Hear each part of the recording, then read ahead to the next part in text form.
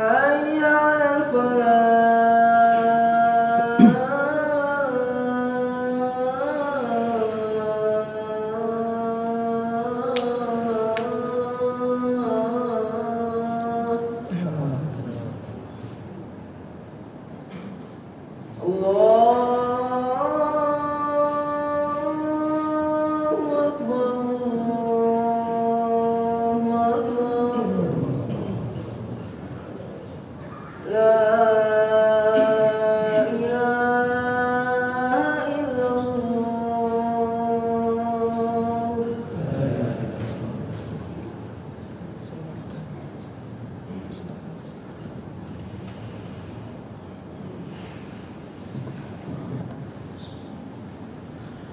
Alhamdulillah nahmaduhu wa nasta'inuhu wa nastaghfiruh wa na'udzu billahi min shururi anfusina wa min sayyiati a'malina man yahdihillahu fala mudilla lahu wa man yudlil fala tajida lahu waliyyan mursyida.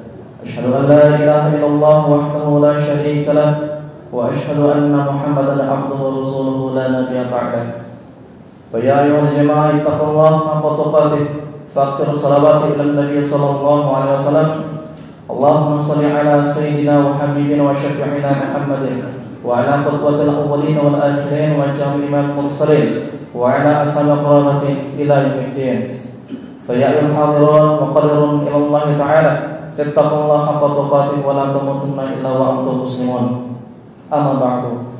Jamaah sidang Jumat yang dirahmati oleh Allah Subhanahu wa taala, nikmat kemerdekaan adalah nikmat yang besar yang Allah berikan kepada bangsa kita, bangsa Indonesia, yang dengan nikmat kemerdekaan tersebut diharapkan sebagai orang beriman untuk mampu beramal soleh sebagaimana perintah Allah Subhanahu wa taala, walladzina amanu wa 'amilus sholihat sanuwaffihim ujurahum wallahu la yuhibbul zalimin. Dan orang-orang yang beriman kemudian mereka beramal soleh hingga mereka diberikan imbalan atas amalnya, sayuwafi ujurahum wallahu la yuhibbul zalimin, dan mereka tidak berbuat zalim dan Allah tidak menyukai orang-orang yang berbuat zalim. Maka jamaah sekalian mati Allah taala, al-zalimun fi hadhihi ayah makna kezaliman dalam ayat itu selain makna syirik adalah makna seseorang tidak mampu melihat izah agamanya. Dan jamaah sekalian yang dirahmati oleh Allah Subhanahu wa taala, di dalam pepatah Arab dikatakan bahwasanya jika seseorang ingin menguatkan imannya, berpegang teguh dengan agamanya, maka pelajari sirah nabinya. Sebagaimana perkataan Ibnu Abbas diriwayatkan dari Ma'thur rahimahullah taala beliau mengatakan, "Kana kunna nu'allimna ghazwat wa sariyatan Nabi sallallahu alaihi wasallam kama nata'allamna al-Qur'an." Kami belajar sirah Nabi sallallahu alaihi wasallam, perangnya dan pertempurannya sebagaimana kami belajar tafsir Al-Quran, makna Al-Quran. Pun dikatakan dalam sebuah pepatah Arab, jika seseorang tidak ingin kehilangan identitas sebagai seorang bangsa, dia menjadi bangsa yang kuat, maka pelajari nasab daripada bapak ibunya, atau maksudnya sejarah daripada bangsanya. Maka jamaah sekalian dalam hati ini oleh Allah Subhanahu wa taala, dalam khutbah yang singkat ini insyaallah khatib akan mereview kembali bagaimana sejarah-sejarah yang ada hingga saat ini sudah banyak diputarbalikkan dan dikaburkan oleh banyak kalangan dengan kepentingan tertentu. Jika seseorang bangsa, sebuah bangsa tidak mengetahui sejarahnya, akarnya dengan baik, maka bagaimana mungkin ia bangkit?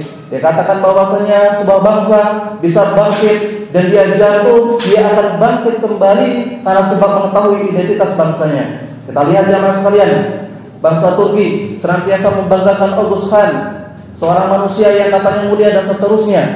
Bangsa Turki pernah jatuh 5 kali pada khilafah Turki Utsmani, tapi mereka mampu bangkit karena apa? Sejarah mereka. Padahal ketika Turki Utsmani memimpin kurang lebih 800 tahun lamanya, tidak pernah melahirkan ulama mujtahid mutlak semisal Imam Syafi'i.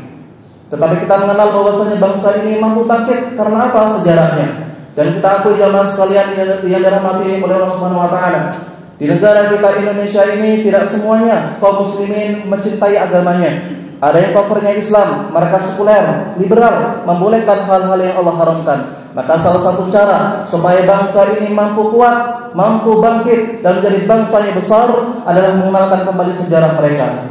Jemaah yang dirahmati oleh Allah Subhanahu wa taala, sebagaimana yang telah berlaku ketika ayat Ibrahim ayat 32 disebutkan, wa sakhkhara lakumul fulka litajriya fil bahr bi amrih, dan kami jadikan kapal-kapal yang berlayar di lautan itu mampu berlayar sebagaimana perintah kami. Dan ayat ini dalam catatan Ibnu Battuta rahimahullah taala sebagai inspirasi bagi para pelaut dari Arab untuk datang ke Indonesia.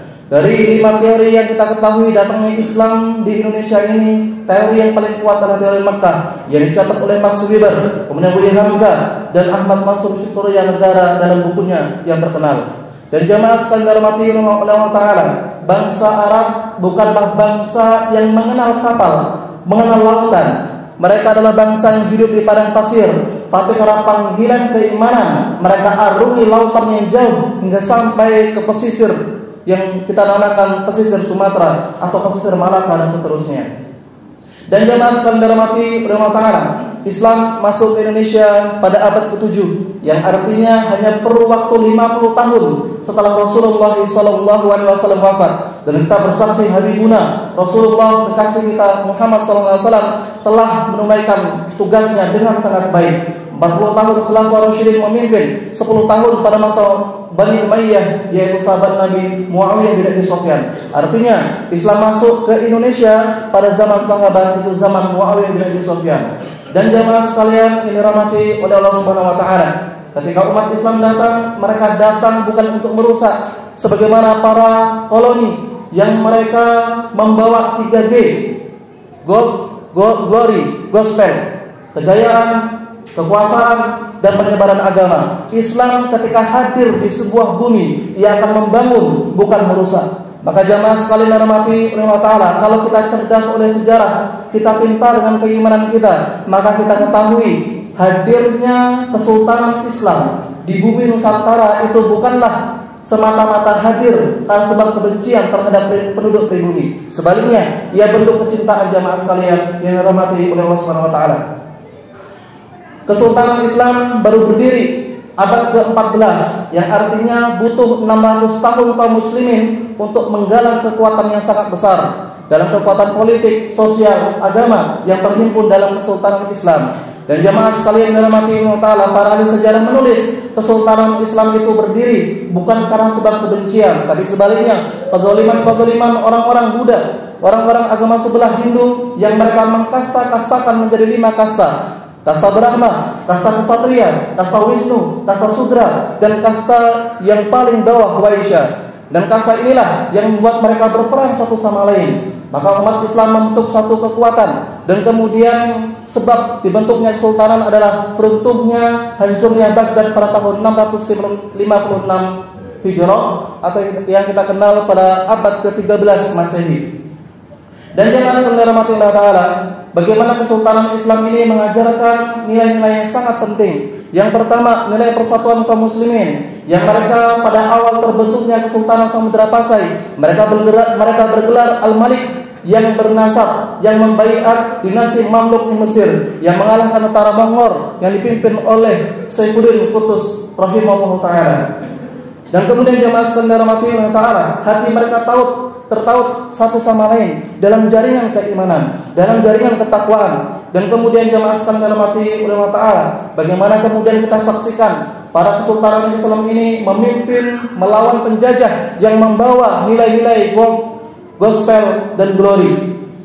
Dan jemaah sekalian dirahmati oleh Allah Ta'ala, sumbangsih umat Islam sangat besar terhadap bangsa ini. Maka tidak layak dikatakan kaum muslimin sebagai perongrong, sebagai kaum teroris yang merusak tatanan bangsa dan negara. Bahkan sebaliknya, Islam mengajarkan persatuan, bagaimana Kesultanan satu Islam dan kesultanan yang lain tidak pernah berperang, dan bahkan mereka mendukung satu sama lain. Ibadallah, wahai para jamaah, dari nilai-nilai tersebut kita bisa ambil kesimpulan. Yang pertama, kemerdekaan yang ada itu kita ajarkan kepada anak cucu kita bahwa bangsa kita adalah bangsa yang besar, bangsa yang mencintai satu sama lainnya karena keimanan.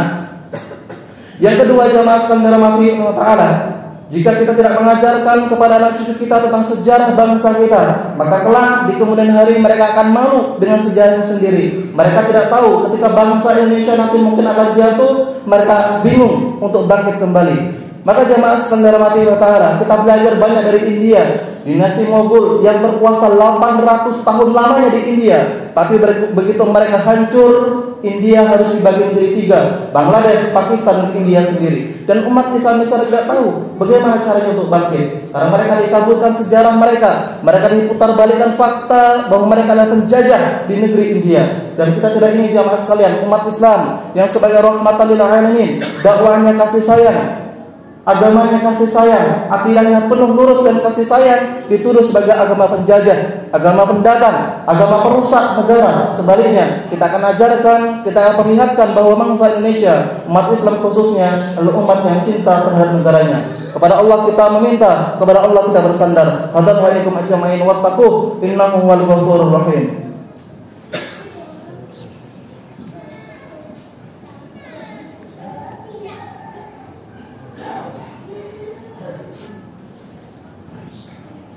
Alhamdulillahirabbil alamin, asyhadu an la ilaha illallah al-tauhid bil jalali wal kamal jamal ta'zim wa takbira al-mutafarrid bi tasrifil umuri ala tafsir wal ijmal taqdira wa tarbira al-muta'allim bi uhmatihi wa majri alladhi nazzala al-furqana ala abdihi liyakuna lil alamin nadhira wa nahnu wa man qala rabbuna khaliquna wa qa'iduna min asy-syahidin wa bima alzama wa al-jamal ghayr jahilin. Asyhadu anna Muhammadan abduhu wa rasuluhu la nabiyya ba'da. Fa ya ayyuhal hadirun akthiru shalawati ala nabiy sallallahu alaihi wasallam faqriru fi qulubikum at-taqwa at-taqa ta'zalu 'ala al-ma'asiyah wa ta'atihi lillahi wa ta'ati lillahi wa jitanu asyirka. Fa ya ibadallah wa taqwa yawma turja'una ila Allah thumma tuwaffa kullu nafsin ma kasabat wa hum la yuzlamun.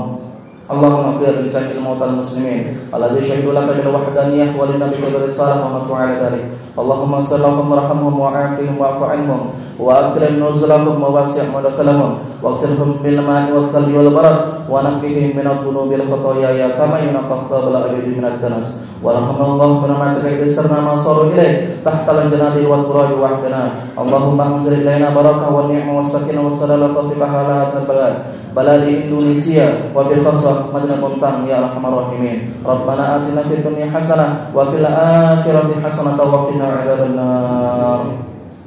Fa ya ibadallah wattaqu yawman turja'una fihi ila Allah thumma tuwaffa kullu nafsin ma kasabat wa hum la yuzlamun. Aqimis shalah.